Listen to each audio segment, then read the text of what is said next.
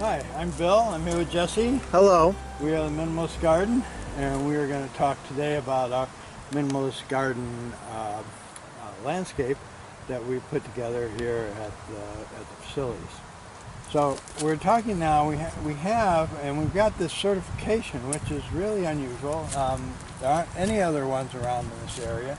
This is a Baywise certification. It was something that we had to apply for, and then a team of arborists and botanists and gardening people came over, and we went through the property, and they certified this as a Baywise sustainable landscape, which means that we have all native plants. We don't use any pesticides and herbicides or anything like that.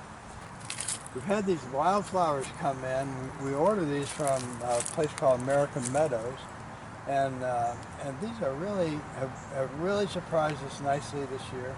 And we've got a lot of nice ones that are coming in. This is just a little decoration. We just scattered the seeds around in here and allowed them to come up. So they've been flowering all year long. Right now it's almost the end of October, so it's October 23rd, and so it's late in the growing season. But we've been fortunate because we've had a lot of warm weather and sunlight and a lot of moisture this year. So the plants have done really well. This is a nice variety. I don't know exactly what. There again, American Meadows. This is just a native wildflower grouping that we purchased and scattered the seeds around. You can see up here later on. This has just come in just recently. This is like a fall plant, really pretty, nice, bright red color here.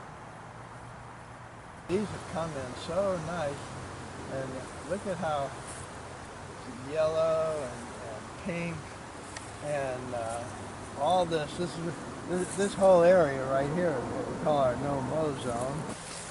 You can see up here is another plant bed, our wild plant bed, our wildflower plant bed. And we've been working on this for several years now. And these particular ones came in really nice this year. We were surprised they were so tall. I didn't really know what to expect when we originally put them in.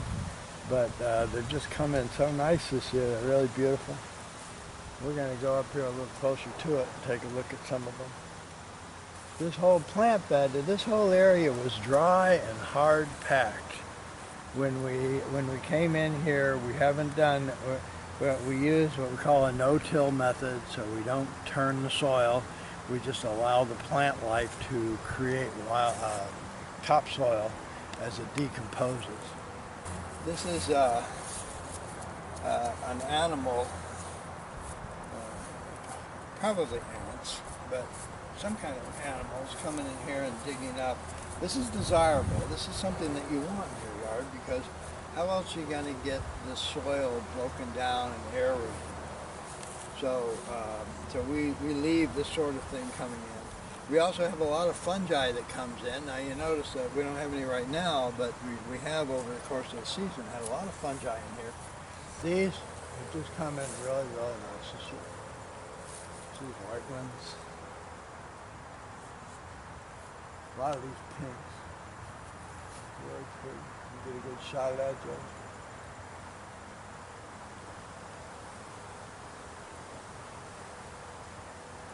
Everyone has commented on that. Even people who had their doubts about what we were trying to do here have come and looked at that and said, wow, that is really nice. That looks really pretty. We're getting a little more variety of color back up in here. You can see we got pinks and reds and yellows. Nice yellows coming in.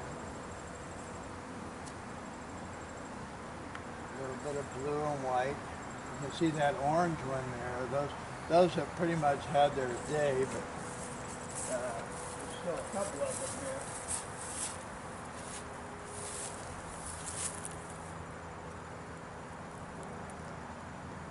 It's really pretty.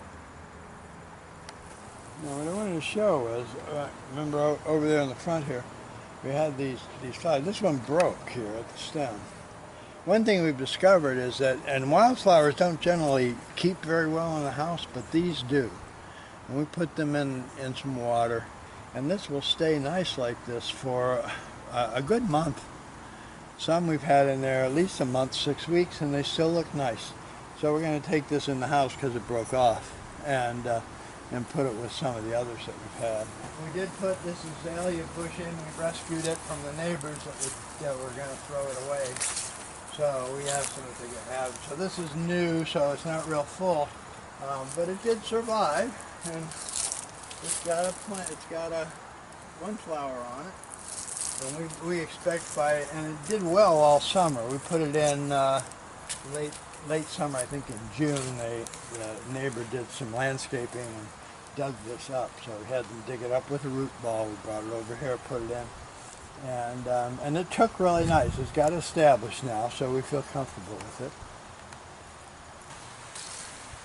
Over here is our hair of Mooley. They call it that. Actually, it's I forget the technical name, but it was discovered and categorized by a person named Muhlenbergia, and because he was a redhead, and so it just kind of acquired the name of hair of Mooley. Interesting stories about it. We planted this 3 years ago. We put 100 of these plants in, and it didn't come in. It didn't come in. This was the same thing we were talking about before, But we stayed with it and we had faith in it. And this year it's come in pretty nice. And I think every year from now on it'll come in beautiful as long as we nurture it. As Bill said, there's quite a bit of color here. Basically, if the conditions are right and you take the time to care for your lawn, take out the invasives and put in stuff that's native and will beautify the yard, you can get some spectacular results.